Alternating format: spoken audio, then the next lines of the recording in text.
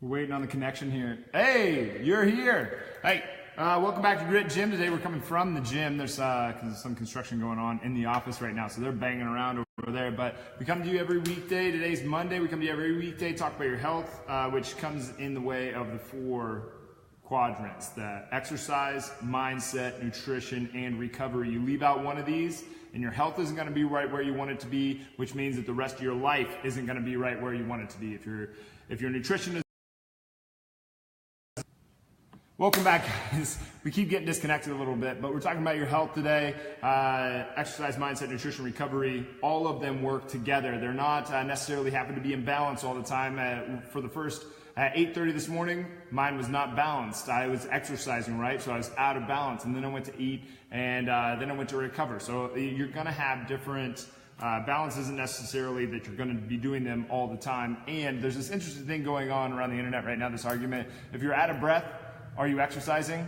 Well, no, but it doesn't mean that you're not exercising either. So something to think about there. Just because you're out of breath doesn't mean that you're necessarily exercising. The definition of exercise means that, or necessitates that you're getting better at something, whatever that thing is. So if you're getting better at getting out of breath, then you're going to get less out of breath as time goes along, right? Well, being out of breath after running up a flight of stairs, that's a signal that you need to get better exercise.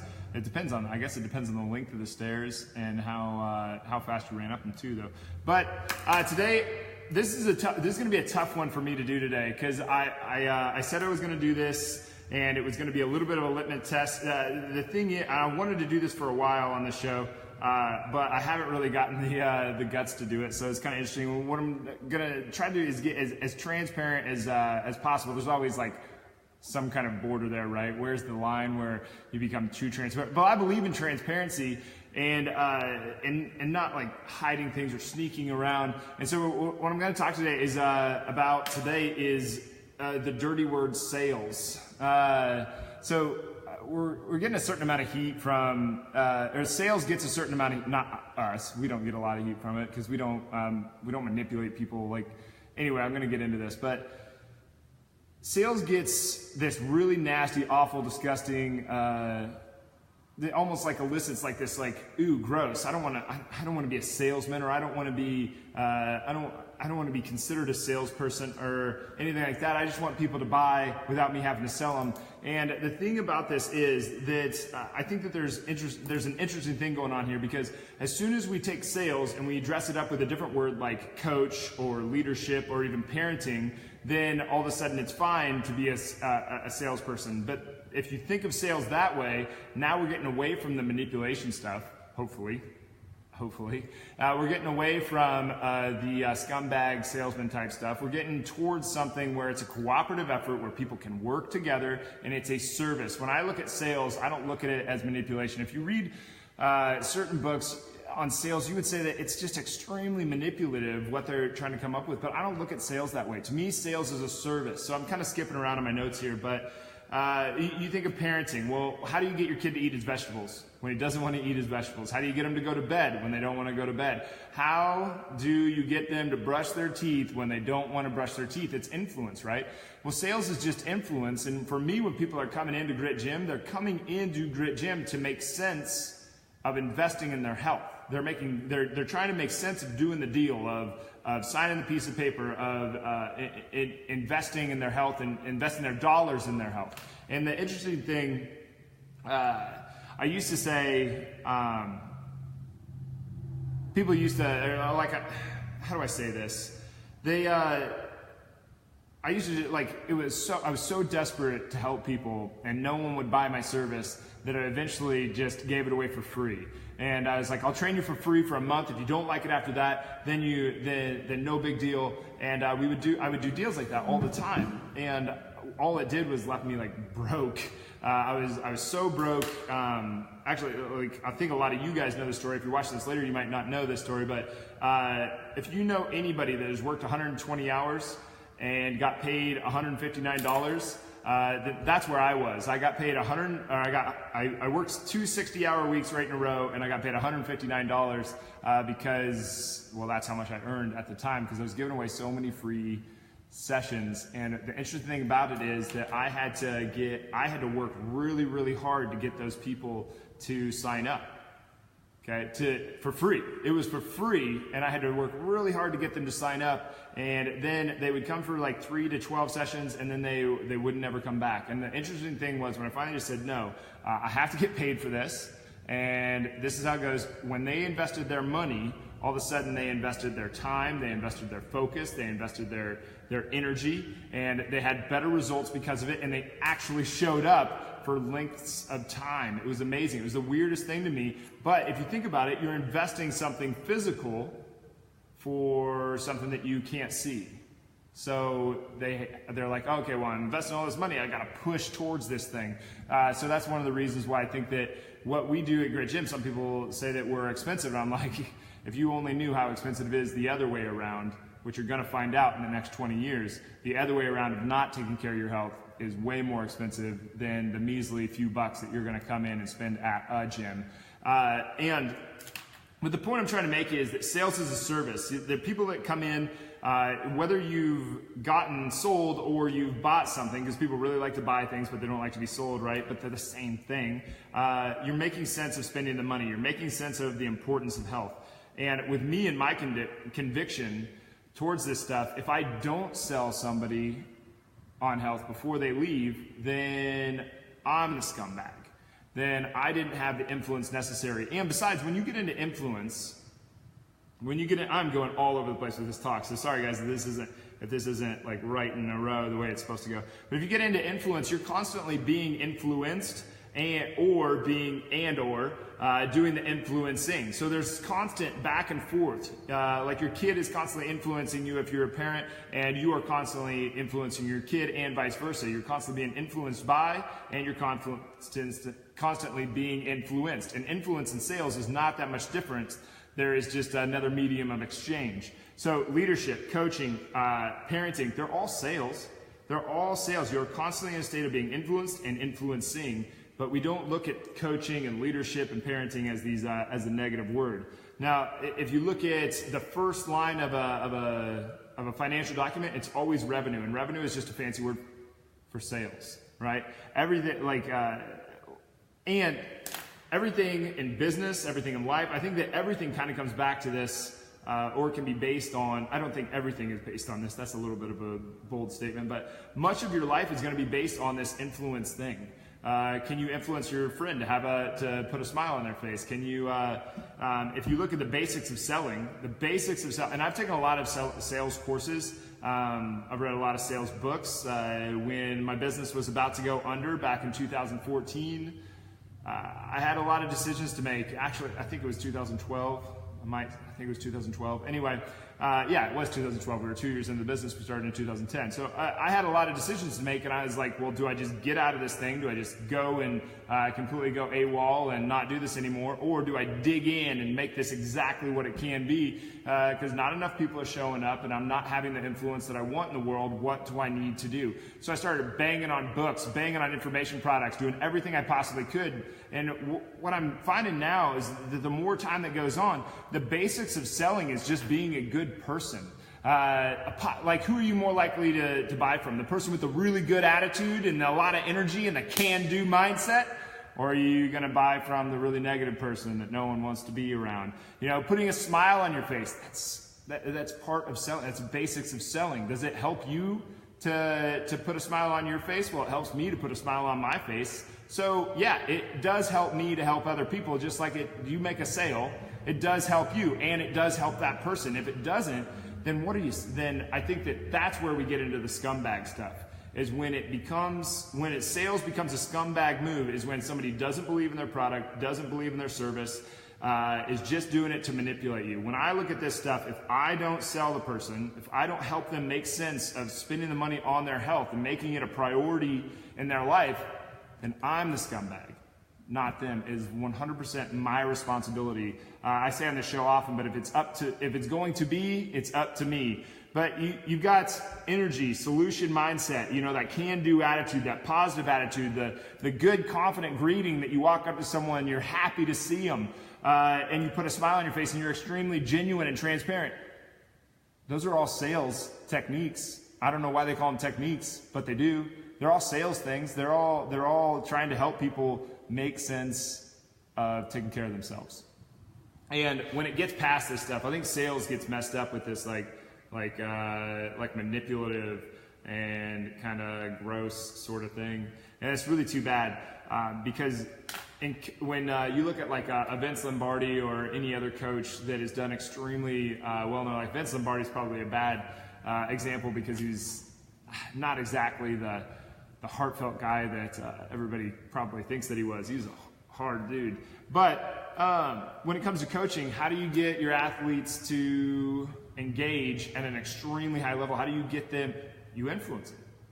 How do you get them to show up to their workouts? You influence them.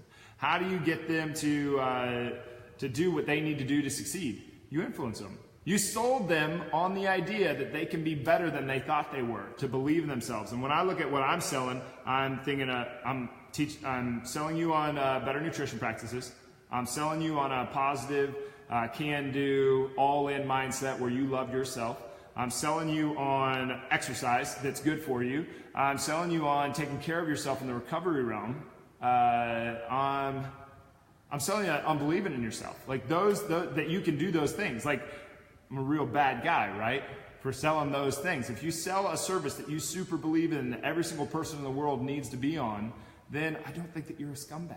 I think that you're a scumbag if you don't go out there and sell that thing. And the money in between, well, the best way to support someone's business, someone's dream, someone's, what they set out in the world to do, their purpose, the best way to support that is not to ask them for a deal. This is one of the things that comes up often, is you get asked for deals. Well, the biggest person that it hurts is not the person selling the product to give it away for free. The biggest person that it hurts to give something away for free is when you give it away, or is the person that got it for free. Because they won't invest their time, they won't invest their energy, they won't invest their focus, they won't show up as often. I know that from here, from mountains of experience. Anybody that gets a deal, anybody that gets a discount, anybody that gets something for free. Like my own mom pays to come out here, and she was the one that instilled this in me. And she came from an entrepreneurial family. Her dad was a John Deere dealer. He supplied farm equipment to farmers so that they could provide a way to feed their families and to provide for their families, right? So it's this circulating thing. And she said, no, and I said, Mom, why do you stick money in my, she would just write a check and hand it to the bank, and she would just put it in my account, and they would just put it in my account. It was small town stuff, right? And I was like, Mom, why do you do this? Why do you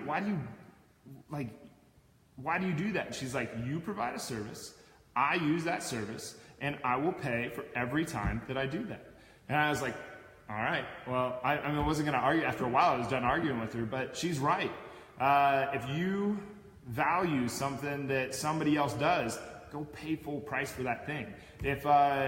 Even if they're your friend and they do something that maybe, I don't know, like why would you go somewhere else? If you have a friend, that sells, let's say something that typically is a scumbag thing, where a lot of scumbags live, is selling cars. A lot of people that sell cars seem pretty scummy, right? Or that's their reputation. So if you have a friend that you know is a good person, that you believe in, that you think is, and you would like to support that person, well, why wouldn't you go buy your car from that person? Anyway, that went a little long on the whole supporting someone's dream, but when it comes to leadership, when it comes to coaching, when it comes to parenting, these are just fancy words for sales. Revenue is also just a fancy word for sales, but that's where money is involved. And a lot of people, there's this thing going around, there's this thing going on around on the internet right now where people are talking about how capitalism is just ripping all of your friends off. Just because they paid for something doesn't mean that you're ripping them off. It's an exchange of value. It's there's some work being done on my house right now, so I'm going to pay people a certain amount of money so that my roof doesn't cave in, right? It's an exchange of value. I want a roof over my head. I'm willing to pay for it. It's an exchange of value. So, and I think the litmus test around selling, any sales stuff, you pick out the person that you care about more than anything in the world, and you sell them that product. So for me, the litmus test is I sound like a real mama's boy here, but the litmus test is my mom. If I can sell my mom on that thing, then I can sell anybody, or I think that I can sell anybody on the thing because I'm convicted by it. She should be on fish oil, for instance. I remember the first time that we were talking about fish oil, I was like, Mom, you gotta buy this shit. And I tried to give it to her for free. She wouldn't have that. Janet and I are a little too much alike, but I wouldn't get it. She was like, well, I'll try. I'll think about it. I'll think about it. I'll think about it. Oh, yeah. She kept putting me off. I'm like, Mom, you have to take this every single day. You have to take this every single day. I'm not going to stop unless you start taking fish oil every single day.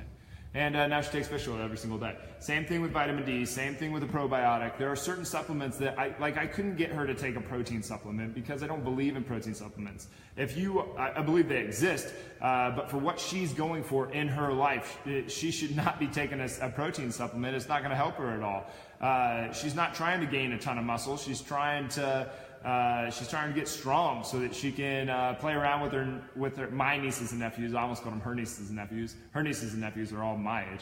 But so she can play around with her grandkids. That's what she's going for. So a protein supplement isn't going to help that.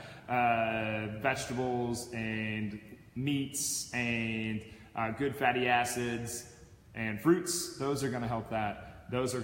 So, but the best way to support someone's dream, pay full price, don't ask for a deal. Parenting, coaching, leadership, these are all based on sales. You're influencing. And there's constantly a deal. There's not a situation where you are not influencing somebody else and being influenced by them. You can control a little bit of this, but I think ultimately it's going to come down. It's just going to happen. Even if you're, like, for instance, if you watched a movie recently, well, if you're telling somebody else about that movie, you may be influencing them to go see that movie. Or you might be influencing them to not see that movie. You're selling. If you are trying to get your friend to come out to the gym with you, or you're trying to get your friend to go to or eat something with you, or you're trying to get a friend to do something with you, you're still selling. You're constantly in a state of sales. And the basics of selling, there are some other basics besides smiling, having a positive attitude, solution-based mindset, the can-do stuff, the greeting, the energy. There's some other stuff that gets really scummy, like the NLP stuff, non-linguistic programming, where it's like if you look up to the right, I think you're thinking of something. When you look down to the right, I think you're trying to bring back a memory if you do this, or like when you get into other people's courses where it's like, no, you have to mirror the person that you're with, and that's like that's total bullshit. No, you don't. You should be you. You should be genuine, and like I can genuinely say that if it's your last dollar that you had to spend on your health, that you should do it.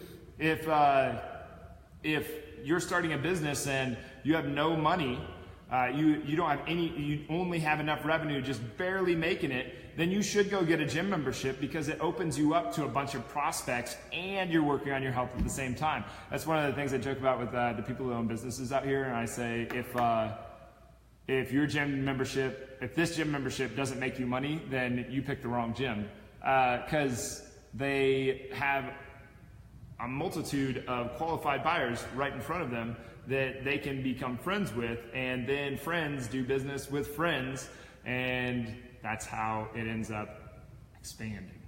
Pretty wild. But basics of selling, something that's really helped me out, one of the biggest ones is to just always agree up front. And it's not a manipulative thing. You're not lying, you're just agreeing. So let's say that like your little kid doesn't want to go to school, doesn't want to get out of bed and go to school in the morning. And they're like, I don't want to get up and I don't want to go to school. Agree with them. Yeah, I didn't either when I was your age, kid. I bet you didn't want to get out of bed and go to school in the morning. I didn't either. I didn't either when I was your age, kid. But can you help me out a little bit here and put on your pants and get going? You just agree up front. It's I've used this on the show here before to make a point. But if you believe that this pen is black and I believe that this pen is white, we're both correct. We're both accurate. Like, we're both right. If you think you're wrong, or if you think you can't, and whether you think you can or you think you can't, you're right. Both ways. So how does it help me to disagree with you up front and say, no, you're wrong, this is black or this is white? It doesn't matter in your mind. So you just say, yeah, I believe that you believe is black. So you just say, yeah, I agree with you. Because you do believe that they believe that it's black. You're not lying to them, you're not manipulating them, but you have to get on some kind of common ground to understand where they're coming from. It's just like when I've talked about the political stuff and about how we get into these huge battles instead of listening to understand. People take it all personal that you don't agree with them right away. Well, just agree with them. I think Trump's an idiot. Yeah, he's an idiot. I don't know if he's an idiot or not, but I believe that you think he's an idiot, so why would I disagree with you on that? That's the one I hear a lot anyway, is that Trump's an idiot. But I live in, and I don't know if Trump's an idiot. I don't know if I like the guy. I don't know if I hate the guy. I don't really know anything about it because I stay completely out of politics and completely out of the news because all it is a bunch of negative garbage. But what I'm trying to get across is that sales is a service. I lost my space. Sales is a service, it's a way of life, and it's one that is not a scummy thing. It's in all of us. We do it all the time. We're never exempt from not selling something, and it's really important I think it's important anyway, to get over this idea that, no, I'm not a salesman. All of us are always selling. If you went to a job interview, you had to sell your boss on hiring you. If you were competing for a scholarship when you went to college, you were selling them on you being the best candidate. When even if you do go and buy a car and you're negotiating, you're in the negotiations at the end, you're selling the seller on you getting it for the price that you want it for. It's a sales process. It's sales.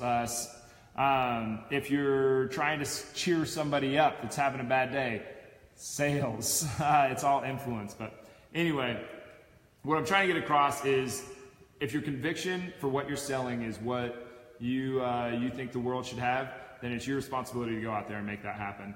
And the basics of selling are very simple. They're the same things that make you a good person. Smiling when you meet someone, having a positive attitude, having that can-do mindset, that solution-oriented way of thinking, that your greeting is positive and energetic, and then just being a good person. People want to do business with good people, and the people who don't want to do business with good, positive people aren't the type of people that I would want to do business with anyway. The best way to support someone's dream is not to ask them for a deal. If you know someone that's just starting a business, or you know someone that has a dream, has a purpose, support them by buying their thing.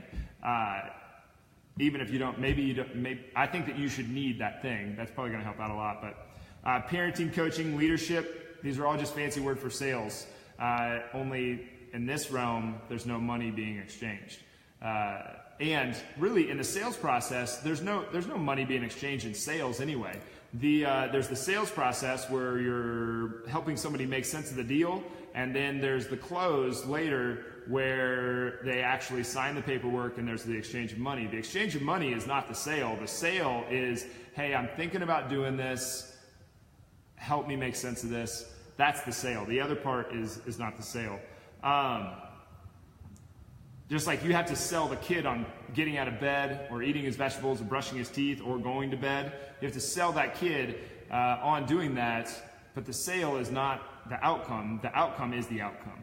And then if you think of the greatest coaches, the greatest politicians, the greatest men in history, the greatest women in history, the greatest writers, the people that you admire, that you look up to, they were all salesmen. JFK, salesman. Martin Luther King, extremely good communicator, right? Salesman. Jesus, we want to go that far back? Jesus, extremely good salesman, probably the greatest salesman who ever lived. Any coach that you've ever admired, anybody in your family that you ever admired, they were great at selling you on whatever it is that you got out of being in a relationship with them. And the litmus test for selling something, for one, when people come in, I tell them the process right up front. I tell them the price right up front. I think that's one of the ways that you can do a litmus test is if you can't go public with the process that you use, like we use a strategy session. Everybody knows what they're coming out here for when they do a strategy session. It says so right on the website. And when they show up, I tell them, we're going to do a strategy session. It's going to start out with, we're going to start out with a tour, and then we're going to do the health history, and then we're going to do the assessment, and prices are this, this, and this. And packages are this, this, and this. At that point, we get you signed up. Then I write a program specific to you based off of the findings of the assessment, and then we get to work. How does that sound to you? And they usually say, that sounds great. That's what I'm looking for. All right, let's move. I'm not trying to bullshit people. And the other litmus test is find the person, at least one of the people that you care about more than anybody in the world. And if you've already sold them on that, then you're good. You're good. You're on the right track of something that you believe in. I think that when people get into things a service they don't believe in, when I meet people that are like this Yelp salesman, there's no way that a Yelp salesman really truly believes in what they're selling, or the car salesman that he doesn't know that you need that car.